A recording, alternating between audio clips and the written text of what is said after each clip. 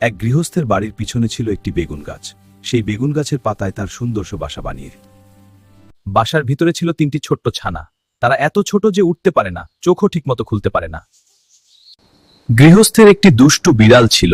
সে ভাবত টুনটুনির ছানাগুলো খেয়ে ফেলবে। কি করছিস লা টুনটুনি? প্রণাম হই মহারানী। বিড়াল এত সম্মান পেয়ে খুব খুশি হলো। এভাবে প্রতিদিন বিড়াল আসে আর টুনটুনি তাকে মহারানী বলে প্রণাম করে, আর বিড়াল খুশি হয়ে চলে যায়। খুব ভালো। বাচ্চা, তোরা উঠতে পারবি? হ্যাঁ মা, পারবো। তবে ওই তাল গাছের ডালে গিয়ে বসতে পারিস কিনা দেখি। ছানারা উড়ে গিয়ে তালগাছের ডালে বসলো। কি করছিস লা টুনটুনি? আমরা এখানে বসে আছি, তুই কি করছিস? ঠিক দূর হ লক্ষ্যবিচারী বিড়ালনি। বলেই টুনটুনি ফুরুত করে উড়ে গেল। বিড়াল রেগে গিয়ে গাছে লাফ দিল। আজ তোকে ধরবো। কিন্তু সে টুনটুনিকেও ধরতে পারলো না, ছানাও খেতে পারলো না, উল্টে বেগুন গাছের কাঁটা খেয়ে নাকাল হয়ে গেল।